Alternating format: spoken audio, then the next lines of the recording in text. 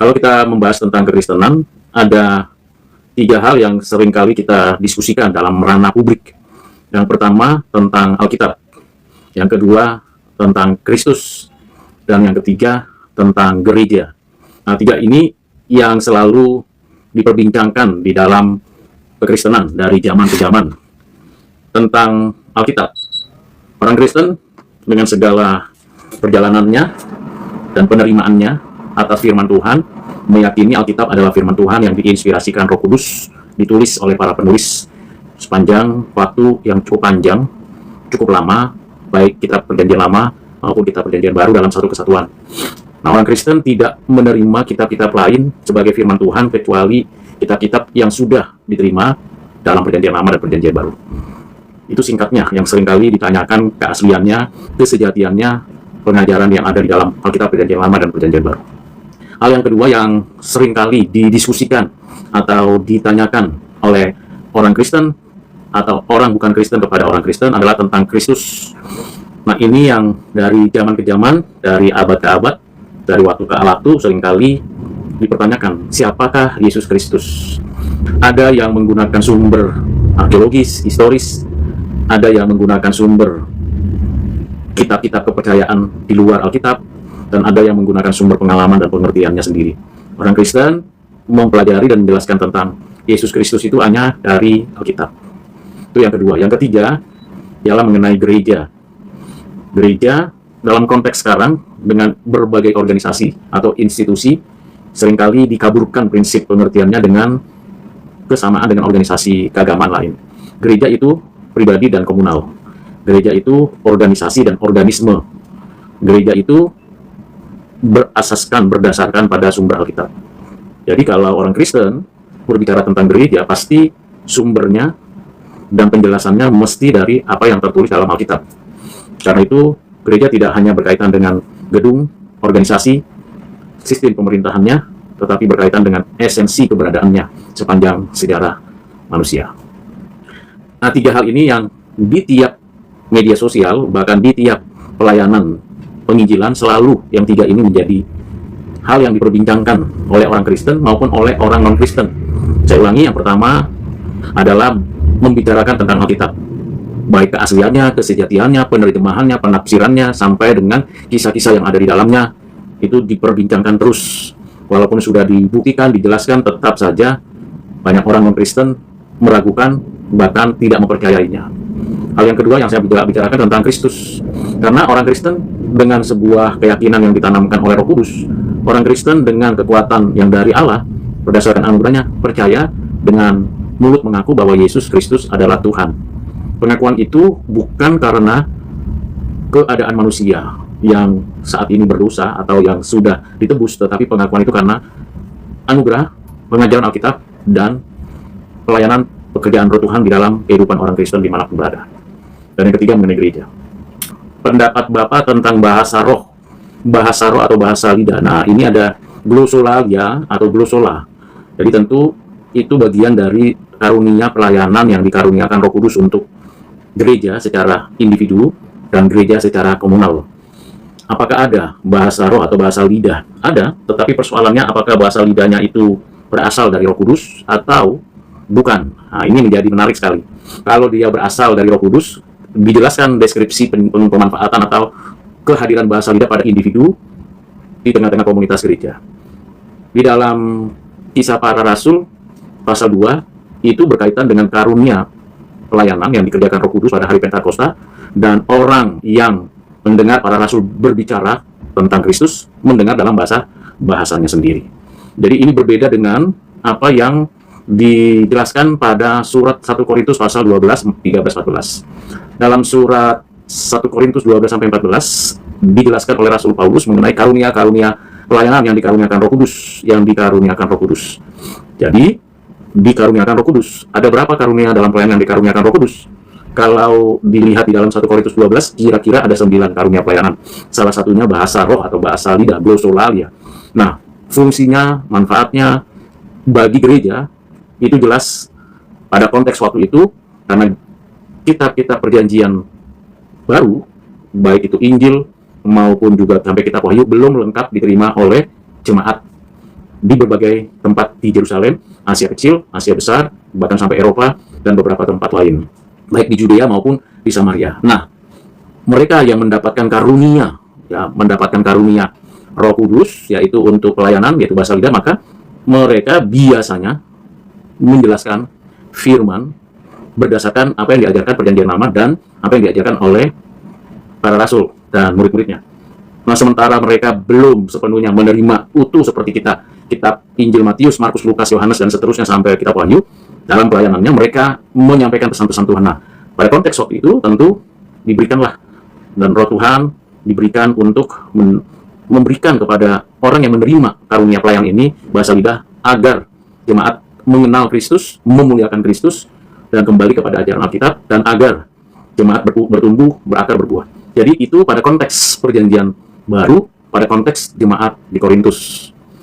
Nah, sekarang bagaimana dengan kondisi sekarang? Bahasa lidah muncul lagi sekitar tahun 1905-06, lalu dikembangkan tahun 1960, lalu bergerak begitu cepat tahun 1980-an, 90-an, sampai dengan saat ini di berbagai gereja yang meyakini bahasa lidah yang dipakai, yang digunakan, datangnya dari Tuhan, dari Roh Kudus.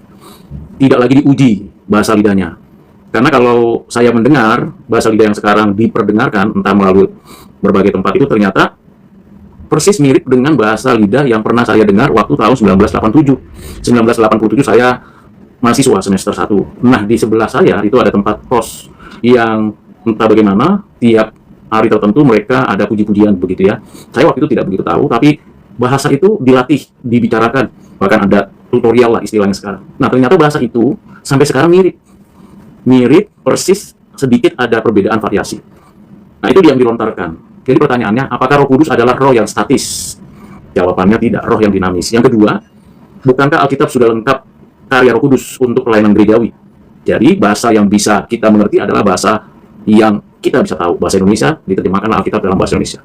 Lalu ketika itu dilontarkan dari tahun 1900-an itu, dengan satu gerakan untuk mengembalikan tanda-tanda kerohanian spiritual, seperti mukjizat, bahasa lidah, kesembuhan, penglihatan. Nah, itu memang berawal atau berakar dari sebuah kondisi gereja yang waktu itu lebih menekankan kepada rasionalitas, modernisme, dan objektivitas pemikiran manusia. Ada pendekatan ke sana, tapi juga ada lawannya. Ketika gereja berhadapan dengan rasionalitas, modernitas, bahkan dualisme, sehingga pengaruh liberalisme begitu kuat di gereja abad ke-19 atau abad ke-20 awal. Tetapi di sisi lain, gereja-gereja yang setia pada firman tetap mempertahankan firman Tuhan. Di pihak lain, ada gereja-gereja yang mau menentang bagian dari liberalisme itu dengan bahwa masih ada karya Roh Kudus, nubuat, penglihatan, bahasa lidah, dan sebagainya. Nah, ini yang menyebabkan akhirnya muncul suatu gerakan untuk meningkatkan peran Roh Kudus di dalam menerapkan karunia-karunia pelayanan, termasuk bahasa lidah. Lalu berkembang tahun 60-an.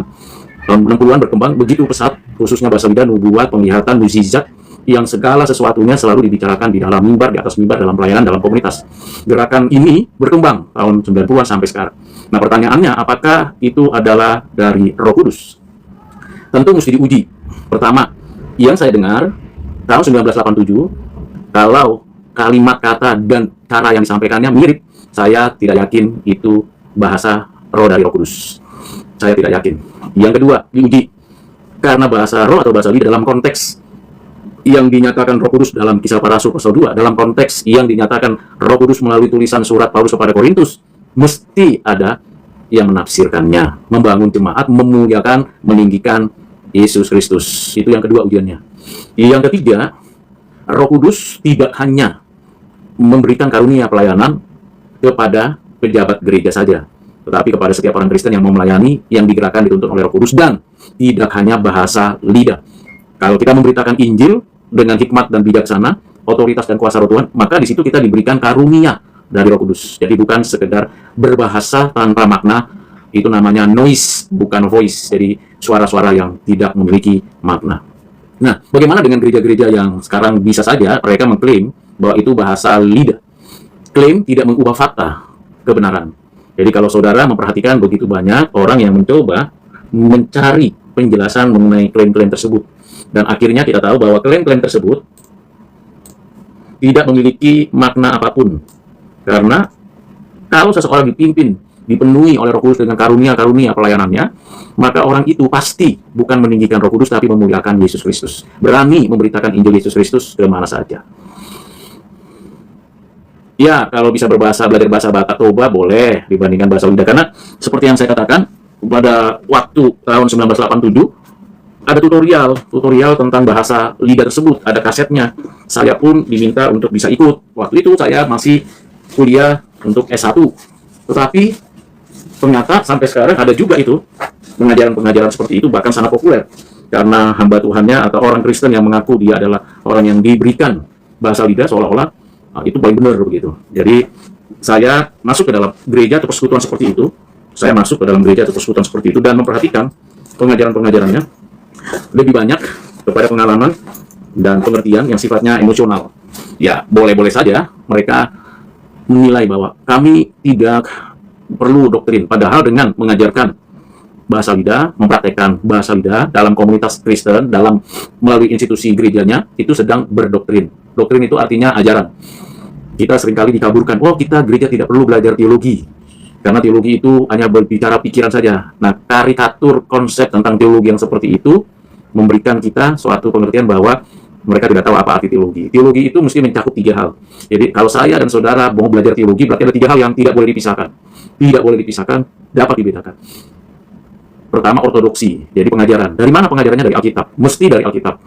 Tidak exegesis, tapi dari Alkitab yang keluar, di exegesis. Bukan di exegesis, tapi di exegesis. Itu yang pertama. Yang kedua, ortopathos.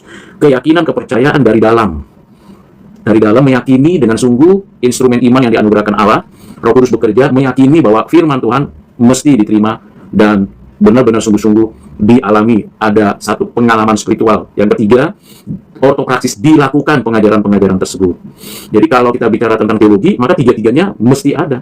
Ortodoksi, ortopathos, ortopraksis. Nah, berteologi itu penting. Bagaimana dengan bahasa lidah? Bahasa lidah di dalam pengungkapannya kan ortopraksis. Yang saya dengar, saya tahu orang itu quote and quote dipenuhi oleh Roh Kudus misalnya. Ortopraksisnya mereka yang melatih diri atau mendapatkan bahasa lidahnya, mempraktekkan, menjelaskan. Yang kedua, ortopatis, meyakini. Yang ketiga, ada ortodoksi, ada pengajarannya di balik praktek dari bahasa lidah. Nah, itu mereka sedang berteologi dalam komunitas. Teologinya disebut teologi bahasa lidah. Nah, teologi bahasa lidah, kalau kita mau kembali kepada pengertian yang sesungguhnya, ujilah setiap pengajaran, uji. Sebagai seorang yang belajar firman Tuhan, kita harus menguji ini pengajarannya tentang bahasa lidah bagaimana. Coba ukurannya apa, standarnya apa. Bukan pengetahuan dia, bukan pengalaman dia, tapi firman. Kita baca satu persatu. Lagi-lagi saya ingatkan untuk kita semua, mesti kita rajin, tekun baca Alkitab dari Kejadian sampai Wahyu tiap hari. Satu pasal kah, satu ayat kah, pokoknya seumur hidup kita baca supaya kita nggak mau ditipu oleh orang lain. Katanya sama. Ketika saya menjelaskan ini, Anda dan saya diuji lagi apakah perkataan saya ini benar atau tidak. Kembali kepada Alkitab. Waktu baca Alkitab, maka waktu kita membaca, kita akan membuat atau menyampaikan satu tindakan tafsir. Nah, bagaimana kita punya menafsir? Presaposisinya lagi. Jadi presaposisi mendahului tafsir saya terhadap firman menjadi doktrin. Itulah berteologi ortodoksi. Lalu pengajaran itu saya yakini, lalu saya praktekkan. Itulah berteologi. Teologi selalu berkaitan dengan pengajaran, keyakinan dalam hati, pikiran, kehendak, maupun yang ketiga praktek. Jadi berbahasa lidah itu tidak berdiri sendiri. Oh, dia dipenuhi Roh Kudus. Dia sedang berdoa. Kembali, ini ajaran ini. Ini hatinya percaya. Karena kita kembali kepada Alkitab. Kapan nabi-nabi berbahasa lidah? Kapan rasul-rasul berbahasa lidah? Kapan Yesus Kristus berbahasa lidah? Kita periksa lagi, kita bisa searching ya, tanya ke Google, tanya ke ChatGPT, tanya ke bagian-bagian yang ada, sebutkan atau tuliskan orang Kristen yang berbahasa lidah, misalnya seperti itu. Jadi kita tidak serta-merta langsung menerima pendapat pemikiran orang lain. Seperti itu ya. Itu pertanyaannya cukup panjang saya jawab karena ya cukup memberikan kepada saudara kesempatan lagi untuk mengajukan pertanyaan yang lain. Silakan bagi saudara yang mau bertanya lagi, saya beri kesempatan lagi.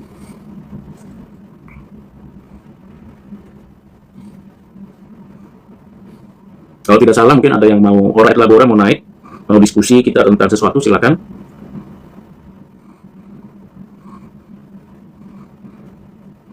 Ya, sambil menunggu.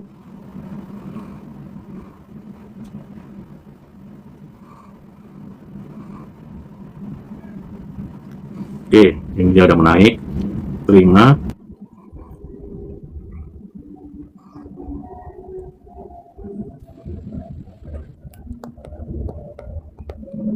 Silakan. Apa ada yang mau ditanyakan? Ya, sebelumnya terima kasih Pak sudah diizinkan bisa bergabung pada malam hari ini. Temanya menarik terkait bahasa lidah yang sering juga kita dengar tentang hal ini ya. Nah, saya pernah mendengar salah satu khotbah Pak dari seorang hamba Tuhan yang dari latar belakang yang mengedepankan bahwa bahasa lidah itu bisa dipraktikkan atau dipelajari. Nah, dia menjelaskan juga bahwa salah satu ciri orang yang dipenuhi dengan Roh Kudus yaitu dengan baptisan Roh Kudus, dan yang kedua orang itu bisa berbahasa lidah. Mohon boleh dijawab pada malam hari ini, Pak. Makasih. Ya, terima kasih. Bahasa lidah. Jadi pertama mengenai ciri orang yang dipenuhi Roh Kudus, dipenuhi firman Tuhan, bukan hanya menerima karunia-karunia pelayanan dari Roh Kudus. Jadi karunia pelayanan Roh Kudus itu yang paling utama itu adalah berkhotbah, bernubuat dalam 1 Korintus pasal 12 itu dijelaskan berkaitan dengan berkhotbah, profesi, menyatakan kebenaran.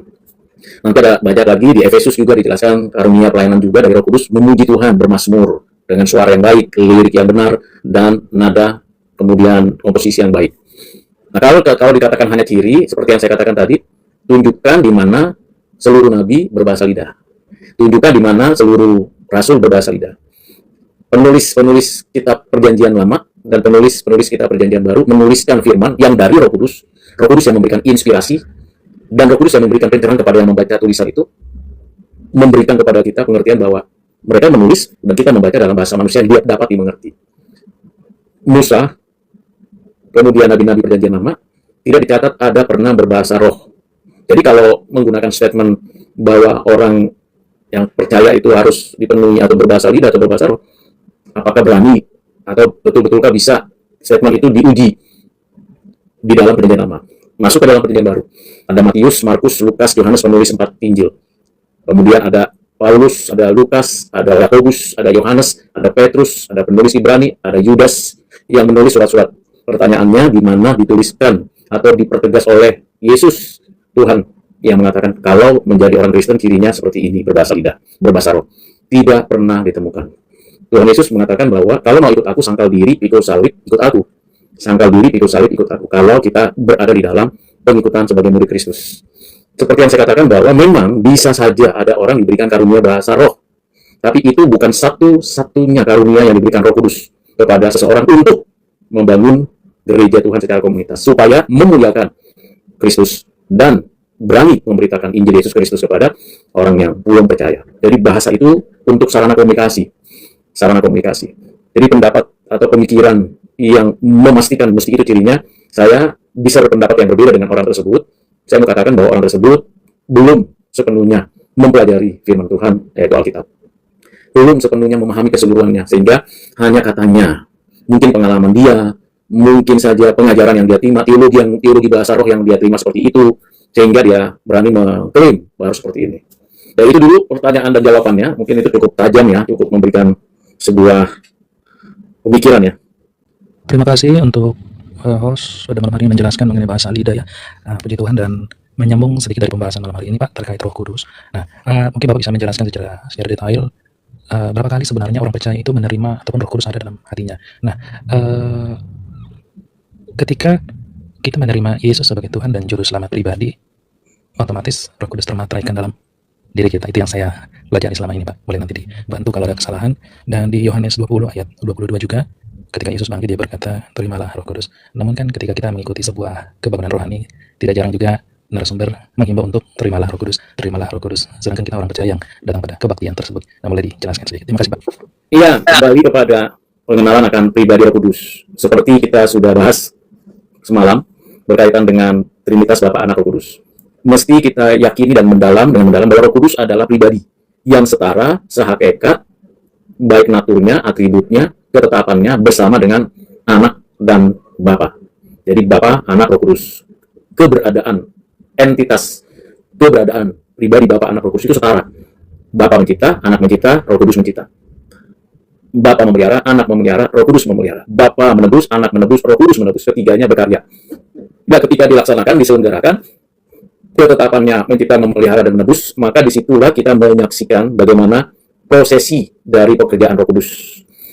Dari mulai penciptaan, memberikan hidup, kehidupan, sampai pemeliharaan, berkaitan dengan segala kebenaran Allah ditanamkan di dalam tiap ciptaan, dan sampai kepada diberikan inspirasi kepada penulis. Jadi, mengenal Roh Kudus ini penting. Kaitannya dengan prosesi kekaryaan penebusan.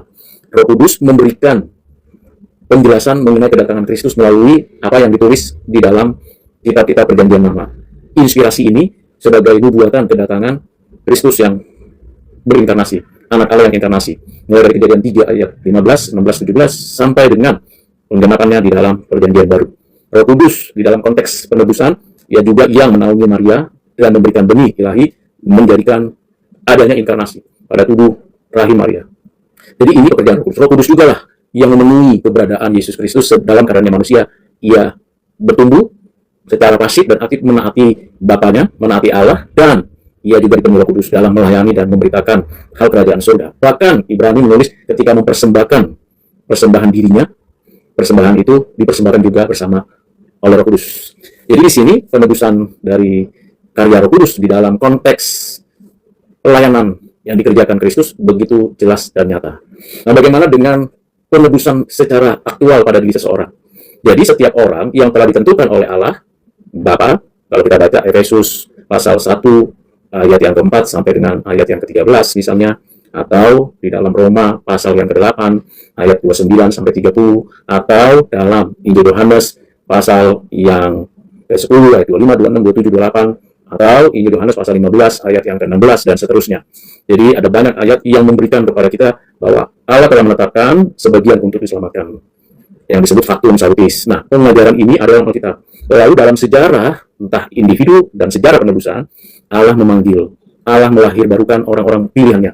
Nah, bagaimana ini diterapkan? Mulai dari penetapan panggilan, kemudian kelahiran baru, dan keyakinan percaya, serta pengakuan akan dosa dan permohonan pertobatan, serta pembenaran, sampai pengudusan, sampai orang-orang pilihan itu hidup memuliakan Allah. Semua rangkaian itu pekerjaan Roh Kudus pribadi. Nah, di dalam konstruksi penebusan yang dikerjakan Roh Kudus, menerapkan penebusan yang ditetapkan dan dikaruniakan oleh Allah Bapa, yang sudah dikerjakan oleh Yesus Kristus di dalam sejarah penebusan, baik melalui inkarnasinya, kemudian penderitaan, kematian, turun ke dalam kerajaan maut, bangkit, naik, dan kedatangannya kembali. Semua rangkaian karya Kristus itu penerapannya pada pribadi-pribadi yang ditetapkan Allah dikerjakan oleh Roh Kudus. Nah, itu hal yang pertama. Jadi pengenalan pribadi Roh Kudus kaitannya dengan penciptaan, providensia, dan penebusan. Hal kedua, seringkali kita membaca pribadi yang ketiga ini dalam Perjanjian Lama maupun Perjanjian Baru, quote and quote, orang-orang saksi Yehova, Ariusisme dan sebagainya, menganggap atau mencoba untuk memahami pribadi Roh Kudus hanya menurunkan posisinya bukan sebagai person tapi sebagai tenaga aktif. Ini yang menjadi problem. Jadi seperti power saja, seperti sengatan listrik saja, sehingga itu diperlukan untuk menjadi kekuatan energi. Padahal tidak demikian. Ketika saya menjelaskan ini kepada siapapun, atau menjelaskan pengajaran Injil Yesus Kristus kepada siapapun, semuanya dipimpin, dipenuhi, diarahkan oleh Roh Kudus, karena menjelaskannya berdasarkan firman, menjelaskannya berdasarkan karya Roh Kudus itu sendiri. Nah, yang menjadi persoalannya adalah apakah saya sudah berada di dalam posisi sebagai anak-anak Allah yang diadopsi dan diampuni dosa saya? Jawabannya sudah. Kapan itu? Dalam kekekalan, secara monergis, dalam satu momen Roh Kudus menerapkan karya penebusan yang dikaruniakan Allah yang dikerjakan Kristus dalam satu momen ketika ada panggilan Tuhan secara efektif, kelahiran baru, konversi iman, konversi pertobatan, dan pembenaran. Pada momen itu, ketika kita mengaku dengan mulut dan percaya dalam hati bahwa Yesus Kristus adalah Tuhan dan Juru Selamatku, dan ketika saya dengan keyakinan berdasarkan ajaran Alkitab, dengan berdasarkan anugerah dari Allah Bapa, Anak dan Roh Kudus, berdasarkan kuat kuasa Roh Tuhan, pada momen itu saya sudah dimeteraikan keyakinan, kepercayaan itu oleh Roh Kudus sebagai buah dari penerapan keselamatan penebusan yang dikerjakan Kristus. Dan pada momen itu satu kali seumur hidup, momen itu dialami oleh setiap orang pilihan. Namun tidak berhenti di sana. Itu monergis. Berikutnya, ketika seseorang itu sudah dengan kebaikan Tuhan, anugerah Tuhan, belas kasihan Tuhan, menerima status sebagai anak-anak Allah yang diadopsi berdasarkan keanakan Yesus, yang diadopsi berdasarkan kelahiran baru dari kerja Roh Kudus, lalu statusnya menjadi anak-anak Allah, maka sejak saat itu Roh Tuhan memimpin dalam hatinya, menguasai hati dan pikirannya untuk mengalami hidup yang kudus. Namanya progressive sanctification. Jadi saya dan saudara yang percaya kepada Kristus, Roh Kudus tidak berhenti pada satu momen monergis ketika ada kelahiran kembali atau regenerasi, tapi terus sampai akhir hidup kita. Kita akan terus dipimpin Roh Kudus untuk hidup kudus. Roh Kudus akan mengingatkan kita akan dosa, kebenaran, dan penghakiman. Roh Kudus akan memimpin setiap orang pilihannya untuk hidup dalam seluruh kebenaran. Roh Kudus akan membawa setiap hidup kita makin kudus dalam pikiran, hati, perkataan, perbuatan secara progresif. Jadi, pada momen yang pertama, satu kali itu disitulah Roh Kudus dimeteraikan. Disitulah yang disebut oleh Yesus, kamu akan dibaptis dengan Roh Kudus. Dibaptis dengan Roh Kudus oleh Yesus.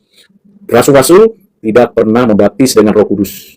Orang-orang Kristen sepanjang zaman tidak pernah membaptis dengan Roh Kudus. Kita kapan dibaptis dengan Roh Kudus? Ketika panggilan, kelahiran baru, konversi iman, konversi pertobatan, pembenaran pada satu momen. Jadi tidak berulang, satu kali. Nah, saat itulah kita telah mengalami yang disebut yang namanya dibaptis oleh Kristus dengan Roh Kudus. Berikutnya, kalau bagian yang sinergis, Roh Kudus yang sudah bekerja di hati kita, terus bekerja, membawa kita, membimbing kita, menuntun kita untuk semakin serupa dengan Yesus Kristus dan semakin memuliakan Allah Bapa. Jadi, tidak boleh ada hamba Tuhan yang membaptis, dan tidak mungkin bisa membaptis dengan Roh Kudus. Kenapa? Karena Roh Kudus pribadi. Yang membaptis dengan Roh Kudus adalah pribadi yang setara. Siapa itu? Yesus Kristus. Kita, sebagai hamba Tuhan, saya dapat membaptis misalnya. Tetapi di dalam nama Bapa, Anak, Roh Kudus dengan air. Entah diselam, entah dipercik, entah dicurah, entah dengan cara yang pasti ada unsurnya dengan air. Beda, air itu bagian daripada ciptaan. Air itu untuk kebersihan, untuk pembersihan. Tapi pribadi Roh Kudus itu pribadi, itu roh adanya. Pribadi yang roh adanya.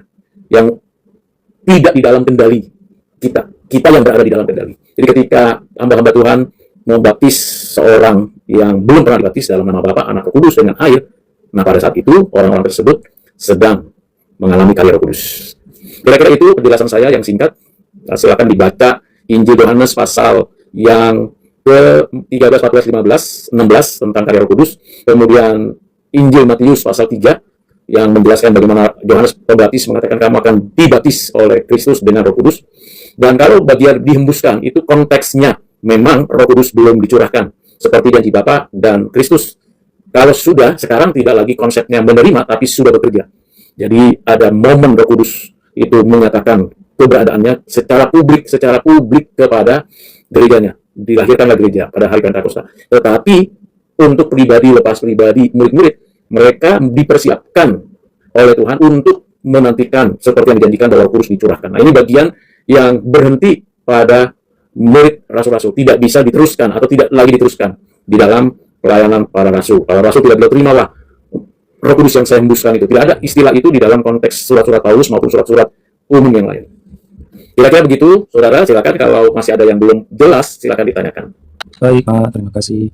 Puji Tuhan, luar biasa penjelasan dari Bapak Rudi pada malam hari ini terkait Roh Kudus.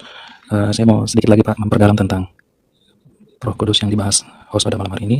Jadi peran Roh Kudus ini kan sangat penting dalam perjanjian baru Pak ya, dan juga di zaman kita saat ini. Yang saya tangkap dari penjelasannya Bapak tadi bahwa Roh Kudus itu membawa kita mengenal Yesus, mempertobatkan kita, bahkan Roh Kudus juga yang menuntun kita untuk lebih dekat kepada Yesus. Kurang lebih seperti itu, karena nanti saya akan putar kembali Pak videonya di YouTube. Nah, pertanyaan saya, apakah Roh Kudus ini yang adalah pribadi ketiga itu menggantikan peran Sang Bapa untuk mengenal Kristus? Karena di dalam Matius 16 ayat 16-17 ketika Petrus bertanya, maka jawab Simon Petrus, engkau adalah Mesias, anak Allah yang hidup. Kata Yesus kepadanya, berbahagialah engkau Simon bin Yunus, sebab bukan manusia yang menyatakan itu kepadamu, melainkan Bapakku yang di sorga. Pada saat itu kan belum ada perbincangan tentang Roh Kudus. Jadi pertanyaan saya, apakah Roh Kudus ini menggantikan peran Bapa untuk mengenalkan Yesus kepada orang percaya? Demikian Pak. Ya, pertanyaan yang sangat baik, pertanyaan yang sangat kritis ya. Memang kita seringkali melihat pekerjaan Bapa, Anak, Roh Kudus dalam konstruksi dispensasionalisme. Kalau habis tahap ini, tahap yang kedua. Habis tahap ini, tahap yang ketiga. Setelah zaman Bapa, ada zaman Anak. Setelah zaman Anak, ada zaman Roh Kudus. Seperti itu. Ada semacam pergantian tugas tanggung jawab. Kalau kita menggunakan konstruksi ini, maka secara logis kita hanya mengatakan bahwa Roh Tuhan, Bapa, Anak, Roh Kudus adalah roh yang ada waktu tidak berkarya. Ada saat momen di mana dia tidak berbuat apa-apa. Seperti pasif, vakum, silent. Padahal jelas Bapa, Anak, Roh Kudus mencipta, memelihara, menebus. Dan dalam konstruksi penebusan, maka makin jelas kita menyaksikan bagaimana Roh Tuhan bekerja. Jadi memang di dalam pasal 16 kitab Injil Matius dan seterusnya, itu Petrus mengungkapkan pernyataan bahwa engkaulah Mesias, anak Allah. Ini untuk menggambarkan bahwa memang belum pada momen itu, jadi kita mesti masuk ke dalam suasana murid dimuridkan oleh Kristus itu, bagaimana dia dipimpin, dibentuk, diperlengkapi, dan peristiwa itu dicatat, ditulis, dan Tuhan yang memberikan penjelasan inspirasi itu kepada Matius. Ya pada momen itu memang Matius mencatat bahwa Petrus mengungkapkan itu dari Bapa, hikmat. Apakah Petrus menyadari itu? Apakah Petrus menyadari itu? Ataukah Petrus mengetahui itu? Jawabannya jelas dari pertanyaan itu, jawaban Yesus bahwa itu tanpa dia mengerti mengapa Petrus mengatakan engkau adalah Mesias anak Allah. Dan pada waktu itu Tuhan mengatakan engkau bisa mengatakan itu karena pekerjaan, karena perkataan, karena karunia dari Bapa. Nah, kalau kita baca Matius pasal yang ke-16 lalu lanjut ke dalam kitab Injil yang lain, kita menemukan bagaimana Tuhan Yesus mengajarkan tentang pribadi Bapa, pribadi Roh Kudus, pribadinya kepada murid-muridnya secara progresif. Artinya bertahap-tahap penjelasan pengajaran selama murid-muridnya itu dididik, dibimbing, diarahkan oleh Tuhan Yesus. Tidak seperti kita yang sudah lengkap menerima satu paket perjanjian lama dan perjanjian baru dan sudah berada dalam kehadiran Roh Kudus di dalam sejarah secara publik, secara universal. Artinya orang tahu siapa Roh Kudus karena sudah dijelaskan. Jadi kembali ke pertanyaannya tadi, apakah Roh Kudus mengganti peran Bapa? Tidak ada konstruksi penggantian di situ. Bahkan pekerjaan Bapa, karena Bapa bekerja, Anak bekerja, Roh Kudus bekerja, itu diselenggarakan oleh Roh Kudus di dalam hati, pikiran, kehidupan oleh orang di dalam diri orang percaya. Kata pengganti itu dapat dipikirkan sebagai sebuah tadi konsep dispensasionalisme. Bapa zaman perjanjian lama, kemudian Anak zaman perjanjian baru, kemudian Roh Kudus zaman gereja begitu. Padahal pada waktu perjanjian lama, Bapa, Anak, Roh Kudus bekerja. Pada zaman perjanjian baru atau zamannya para rasul, Bapa, Anak, Roh Kudus bekerja. Jadi tidak model yang mengganti dan pasif begitu. Dan ini bisa menimbulkan juga akses lain kalau kita pakai pola istilah pengganti dispensasionalisme, konsep di zaman demi zaman yang berbeda, peran tugas tanggung jawabnya dari Bapa, Anak, Roh Kudus juga dapat menimbulkan suatu kecenderungan bahwa Bapa itu adalah Anak dan Anak yaitu adalah Roh Kudus. Jadi ada modalisme, kembali lagi ada konstruksi modalisme mengenai Trinitas. Tetapi memang ketika kita baca penjelasan itu dalam teks itu, kita dibawa kepada satu pengertian bahwa, oh, berarti ini Bapa. Betul, tapi apakah Roh Kudus tidak berkarya pada waktu itu? Jelas berkarya. Karena waktu penulis itu menuliskan tentang peristiwa, Matius 16, ayat 16 dan seterusnya, itu yang mengerjakan Roh Kudus. Memberi inspirasi, memberi penulisan. Siapa? Yang ditetapkan oleh Bapa. Jadi di sini sinergi, kalau bisa saya katakan istilahnya adalah berinteraksi, berkomunikasi Bapa, Anak, Roh Kudus di dalam kekaryaannya untuk menunjukkan siapakah manusia dan bagaimana manusia beroleh keselamatan karena keberdosaannya. Setelah itu apakah Petrus hanya berhenti ketika mengatakan oh itu karya Bapa? Kalau kita baca di dalam Lukas pasal yang kedua, ini yang menulis Lukas, Kisah Para Rasul ya, Kisah Para Rasul pasal kedua. Kalau kita membacanya dalam khotbah Petrus di pasal yang kedua ayat 17 bicara tentang akan terjadi pada hari-hari terakhir dan seterusnya sampai dengan ayat yang ke-21 itu pengungkapannya mengambil dari kitab perjanjian lama. Lalu di ayat 22 dituliskan, hai orang-orang Israel, dengarkanlah perkataan ini yang aku maksudkan, ialah Yesus dari Nazaret dan seterusnya. Lalu di ayat 23, dia yang diserahkan Allah menurut maksud dan rencananya telah kamu salibkan dan seterusnya. Ayat 24, tetapi Allah membangkitkan dia untuk menjelaskan siapakah Yesus Mesias yang dituliskan di dalam Matius. Jadi Petrus yang sama yang menyatakan bahwa Yesus adalah Mesias, anak Allah yang hidup. Ayat 17 Yesus berkata, berbahagialah engkau Simon, sebab bukan manusia yang menyatakan itu kepadamu, melainkan Bapakku di surga. Jadi di sini Simon Petrus diberi pencerahan bahwa kamu bisa berkata begitu karena Bapa memberikan anugerah. Tetapi ketika Petrus di pasal kedua Kisah Para Rasul yang ditulis oleh Lukas memberikan kepada kita gambaran bahwa pengenalan akan Allah yang membangkitkan, yaitu Bapa yang membangkitkan, itu diungkapkan oleh Petrus kepada publik tentang siapakah Yesus Kristus, Sang Mesias yang dibangkitkan oleh Bapa. Jadi, kalau begitu, apakah ada peran pengganti Bapa di dalam penebusan sehingga Bapa non-aktif? Jawabannya tidak, karena di dalam pasal 2 ayat 24 Allah membangkitkan dia. Dan bahkan di dalam Roma pasal 8 ayat 8, Allah turut bekerja dalam segala sesuatu untuk mendatangkan kebaikan. Pribadi yang pertama. Pribadi yang kedua, pribadi yang diproklamasikan. Pribadi yang ketiga, yang berkarya di dalam segala sesuatunya. Nah, itu kira-kira jawaban saya, karena memang memberikan penjelasan ini harus baca ayat kitab yang satu dengan yang lain saling menguatkan dan saling meneguhkan. Seperti itu. Puji Tuhan, terima kasih ya Pak untuk penjelasan yang sangat luar biasa pada malam hari ini. Ilmu yang sangat berharga kita bisa mendapatkan dari penjelasan Pak Rudi mengenai Roh Kudus. Jadi mungkin malam ini sudah cukup Pak. Nah, ini cukup ya. Silakan yang lain kalau mau bertanya. Sudah ada 1 jam ya saya memulai dari jam 8 tadi. Kalau ada yang mau bertanya silakan mengenai hal-hal yang perlu ditanyakan supaya kekristenan kita makin maju dan kita makin berani memberitakan Yesus Kristus. Memberitakan Yesus Kristus tanpa perlu untuk menggunakan sumber-sumber di luar Alkitab, tanpa perlu memanfaatkan kekurangan kelemahan yang ada di dalam keyakinan kepercayaan agama lain. Fokus menjelaskan keaslian pengajaran Kristus dari Alkitab, sama seperti kita ingin mengungkapkan keaslian dari sumber aslinya, Alkitab. Jadi kalau ada orang yang berupaya untuk menyatakan berita kabar baik dengan cara membandingkan atau mencari kelemahan, kekurangan, keterbatasan dari kitab kepercayaan, dokumen, dan yang lain-lain dari orang yang belum percaya kepada Kristus dan bukan dari Alkitab, itu biasanya ingin memberikan semacam suatu perbandingan keyakinan saja. Tetapi itu tidak banyak mengubah hati orang kecuali Tuhan bekerja pada waktu pemberitaan Injil Yesus Kristus di dalam diri orang tersebut. Jadi di dalam konteks saya selalu mempelajari Alkitab sebagai sumber arah dasar di dalam berapologetika. Jadi bukan tidak mau ya untuk belajar kepercayaan keyakinan agama lain, tetapi tidak meaningful ketika kita berapologetika menggunakan prinsip pengertian dokumen kitab kepercayaan agama lain. Itu ya, itu prinsipnya cukup Alkitab, lebih dari cukup karena hanya Alkitab firman Tuhan. Di luar kita bukan firman Tuhan. Jadi ya untuk apa jadikan fondasi dan dasar pemikiran. Nah, ketika diuji di publik secara akademis